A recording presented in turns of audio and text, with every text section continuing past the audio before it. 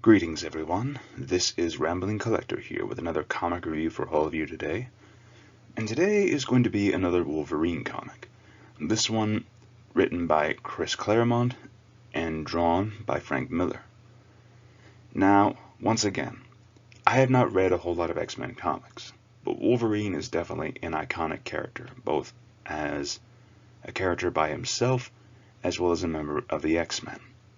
Now this one, as a matter of fact, was the inspiration for the Wolverine film, released years ago. I did not know this at first, but looking at it now, I was actually very curious. So, let's go ahead and get started with the review. Now, first things first, I gotta say this much. The artwork is fantastic for its time, but you see, the whole Wolverine series actually came out in 1982. And I've gotta say, by the standards of back then, the artwork is very well done. It's very clean, but also very rough looking. Definitely a mark of the times. But if you were to ask me, I feel like that's one of the charms of it. After all, you can see this rough and tumble story of Wolverine just fighting off against a samurai, or just plowing through the city, or even, as shown here, what looks like a samurai confronting a whole fortress. And I gotta say, Frank Miller did a fantastic job of illustrating Chris Claremont's story. My apologies for the stumble there. But now, as for the story itself, I have a few more remarks to make. So to start off with a few of the highlights for this one. This one, I feel, is a great highlight story for Wolverine. After all, this is his first 4-issue miniseries wrapped into one graphic novel, with a few extra issues of Uncanny X-Men for a bit more flavor. But altogether, like I mentioned before, the artwork is fantastic. The story was really good, having Wolverine going to investigate the whereabouts of his former ex-girlfriend Mariko, whom he knew from Japan. So he travels all the way to Japan just to find her and figure out that she was actually married by her father, Shingen, who had mysteriously returned from the dead after disappearing for so long, taking over the family name and marrying Mariko off to a rich businessman who, as we find out, is an abusive jerk. Wolverine, not wanting to take that lying down, actually challenges Mariko's father for Mariko's honor, and he loses horribly, despite the fact that he was experienced with his claws and taking out enemies in short and close range. The problem here is that he's facing a swordsman in his own element. He's facing a master of the art of sword work, so he gets clobbered horribly and left to die, with the term gaijin being applied to him. But now, afterwards, he goes on to meet the assassin Yukio, and they have a great romance at first, being wild, getting into bar fights, cool stuff like that. But throughout all of it, Wolverine cannot stop obsessing over Mariko. He loves her deeply, and it really hurts his new lover Yukio in that regard. But at the end of the day, we find out that Yukio is actually working for Shingen, whom, as we find out, is actually a big Yakuza boss member. And in all honesty, we see that Mariko herself is not having a great time. Yes, despite the abusive husband. We come to learn that her father is very dishonorable, and she is actually planning to assassinate him herself, committing dishonor on her name by killing her own father, just to commit justice. But Wolverine interferes and kills Shingen himself. And I will say this much.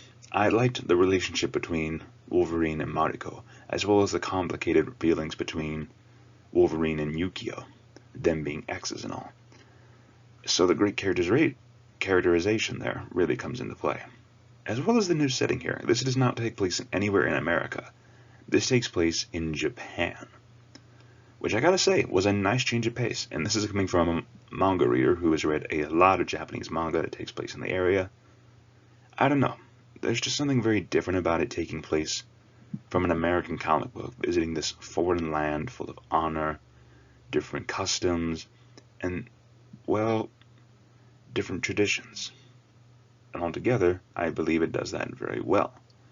But I do have one major issue with this graphic novel, that being the ending, because Near the ending, we have Wolverine and Mariko about to get together, only for Mastermind to come up at the last minute and brainwash Mariko into canceling their marriage, claiming that Wolverine was not worthy. And in my personal opinion, that definitely was a blow to the story all on its own, and really dropped the rating for me when it comes to this comic book. Because, I mean, come on. Wolverine is one of my favorite characters, and quite frankly, the guy deserves happiness, especially with some of the crazy stuff we see with the relationships he's been in with both the movies as well as comic books. The guy's been through enough. And when he finally gets that chance to be happy with a woman he loves, some dirtbag comes up, brainwashes his beloved, and essentially tells her to cancel their marriage, and leaves Wolverine at the altar right as they're about to get married. And I'm not going to lie to you guys, that one was a major blow to the rating of this comic book. And in my opinion, actually enraged me with how it just came flat out of nowhere. With that being said, you'll see the rating when we get to that here in a bit, as of right now. So with all of this being said, I would have to give The Wolverine by Chris Claremont and Frank Miller, I feel comfortable putting it at a 7 out of 10, because like I said, the ending was abrupt and really tanked the comic for me. But before all of that, the great story, great characterization of Wolverine, and even introducing the other X-Men, as well as showing a good romance and a great story of regaining honor and everything else, as well as great artwork, is a major plus. So I would recommend picking up this comic if you are both a Wolverine fan, or if you're just interested in checking out an old story. And if you have seen the Wolverine movie and want to see the inspiration behind it, go ahead and pick this one up. I do recommend it. And if you guys have any other comic recommendations for me, please feel free to let me know in the future. I am welcome to any and all challenges. And once again, you guys, thank you once again for listening to this crazy man's ramblings.